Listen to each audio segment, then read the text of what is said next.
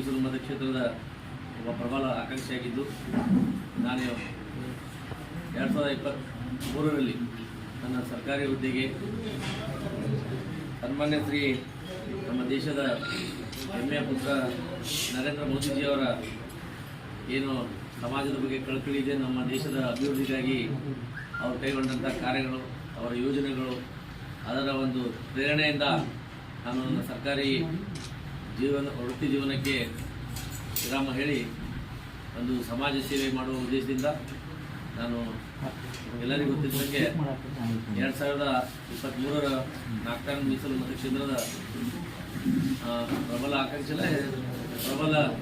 ಆಕಾಂಕ್ಷಿಯಾಗಿದೆ. ಕೊನೆಯ ಕ್ಷಣದಲ್ಲಿ ಕಾಣದ ಕೈಗಳ ಒಂದು ದೃಷ್ಟಿಯಿಂದ, ಅವರ ಕುತಂತ್ರದಿಂದ ನನಗೆ ಟಿಕೆಟ್ ಮಿಸ್ ಆಗಿ ತಮಗೆಲ್ಲರಿಗೂ ಗೊತ್ತಿದೆ. ಸೊ ಅದು ಆದ ನಂತರ ನಾನೊಬ್ಬ ಸಾಮಾನ್ಯ ಕಾರ್ಯಕರ್ತನಾಗಿ ಭಾರತೀಯ ಜನತಾ ಪಕ್ಷದಲ್ಲಿ ನಾನು ಕೆಲಸ ಮಾಡ್ಕೊಂಡು ಬಂದಿದ್ದೀನಿ.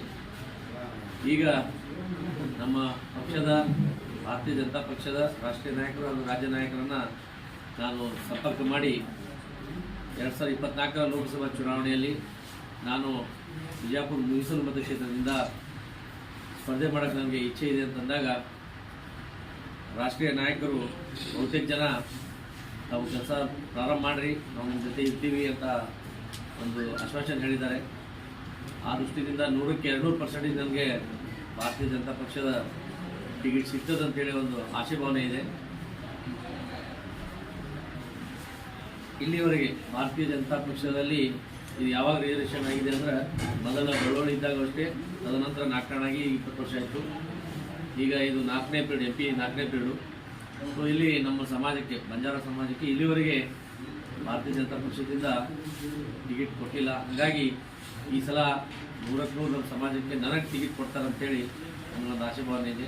ಅದೇ ಒಂದು ಆಶಾಭಾವನೆ ಮೇಲೆ ತಮ್ಮ ಮೂಲಕ ಎಲ್ಲ ಜಿಲ್ಲೆಯ ಮತ ಬಾಂಧವರಲ್ಲಿ ನಾನು ವಿನಂತಿ ಮಾಡ್ಕೊಳ್ಳೋದಷ್ಟೇ, ನರೇಂದ್ರ ಮೋದಿಜಿಯವರ ಗೆಲ್ಲಿಸಬೇಕಾಗಿದೆ. ಅವರನ್ನು 3ನೇ ಬಾರಿ ನಾವು ಪ್ರಧಾನಮಂತ್ರಿಯಾಗಿ ಮಾಡಬೇಕಾಗಿರೋದ್ರಿಂದ ಎಲ್ಲ ಕಾರ್ಯಕರ್ತರು ಹುಮ್ಮಸದಿಂದ ಕೆಲಸ ಮಾಡಬೇಕು. ಉಳಿದ ಈಗ ಭಾಳ ಹತ್ತಿರ ಬಂದಿದ್ದೀವಿ, ಒಂದು ಎಲ್ಲ ಕೂಡ ನಾವು 90-95 ದಿವಸದಲ್ಲಿ ಈಗ ಚುನಾವಣೆ ನಡೀತದೆ. ಈ ಚುನಾವಣೆಯಲ್ಲಿ ನರೇಂದ್ರ ಮೋದಿಜಿಯವರು ಪ್ರಧಾನಿ ಆಗಬೇಕು. ನಮ್ಮ ರಾಜ್ಯಾಧ್ಯಕ್ಷರ ನೇತೃತ್ವದಲ್ಲಿ, ವಿಜೇಂದ್ರನವರ ನೇತೃತ್ವದಲ್ಲಿ ರಾಜ್ಯದ 28ಕ್ಕೂ 28 ವಿಧಾನಸಭಾ ಕ್ಷೇತ್ರದಲ್ಲಿ ನಾವು ಗೆಲ್ಲಬೇಕಂತ ಏನು ಒಂದು ಸಂಕಲ್ಪ ಇದೆ. ಆ ಸಂಕಲ್ಪದಲ್ಲಿ ನಾವೆಲ್ಲರೂ ಯುವಕರು ಕೈ ಜೋಡಿಸ್ಬೇಕಂತೇಳಿ ಎಲ್ಲರ ಹತ್ರ ನಾನು ಕೈ ಮುಗಿದು ಪ್ರಾರ್ಥನೆ ಮಾಡ್ತೀನಿ. ನಮ್ಮಲ್ಲಿ ಯಾರು ಟಿಕೆಟ್ ತರಿಸ್ತಿದ್ದಾರೆ ಅವ್ರ ಟಿಕೆಟ್ ನಾವು ತಪ್ಪಿಸ್ಬೇಕು. ಪಕ್ಷ ಯಾರ ಕಾಲದಲ್ಲಿ ಇರ್ತೀವಿ, ಪಕ್ಷದಲ್ಲಿ ಕಾರ್ಯಕರ್ತರು ಒಂದು ಬಲಾಢ್ಯವಂತ ಸಂಖ್ಯೆ ಅದ. ಎಲ್ಲ ಕಾರ್ಯಕರ್ತರು ಗಟ್ಟಿಯಾಗಿ ಕೆಲಸ ಮಾಡ್ತೀವಿ.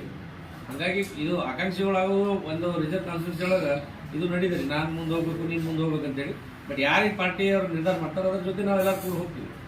ಸರ್, ಈಗ ಸಂಸದರೇ ಒಟ್ಟಾರೆ ಹಿರಿಯ ರಾಜಕಾರಣಿಗಳು ನಮ್ಮ ಜಿಲ್ಲೆಯಿಂದ ನಾವು ತಿಳ್ಕೊಂಡ ಮಟ್ಟಿಗೆ ನಮ್ಮ ಟಿಕೆಟ್ ತಪ್ಪಕ್ಕೆ ಎಲ್ಲ ಹಿರಿಯ ನಾಯಕರ ಒಪ್ಪಿಗೆ ಇತ್ತು, ನಮಗೆ ಟಿಕೆಟ್ ಕೊಡ್ಬೇಕಂತೇಳಿ. ಗೆಲ್ಲುವುದು ಅಂತೇಳಿ ಎಲ್ಲ ಸಮೀಕ್ಷೆಗಳ ಆಧಾರದ ಮೇಲೆ ನಮ್ಮ ಸ್ಟೇಟ್ ಇಂಟ್ ಆಗಿರ್ಬೋದು ಅಥವಾ ನ್ಯಾಷನಲ್ ಇಂಟ್ ಆಗಿರ್ಬೋದು ಎಲ್ಲ ಮಾಹಿತಿನೂ ಕಲೆಕ್ಟ್ ಮಾಡಿಕೊಂಡೆ ನಾನು ಟಿಕೆಟ್ ಕೊಡ್ಬೇಕಂತೇಳಿ ನಿರ್ಧಾರ ಇತ್ತು. ಮತ್ತೇನೋ ಹಂಗೆ ನಮ್ಮ ಟೈಮ್ ಖರಾಬ್ ಗೊತ್ತಿಲ್ಲ, ಬಟ್ ಕೆಲವೊಬ್ಬರ ಕುತಂತ್ರದಿಂದ ನನ್ನ ಟಿಕೆಟ್ ಮಿಸ್ ಆಗಿದೆ.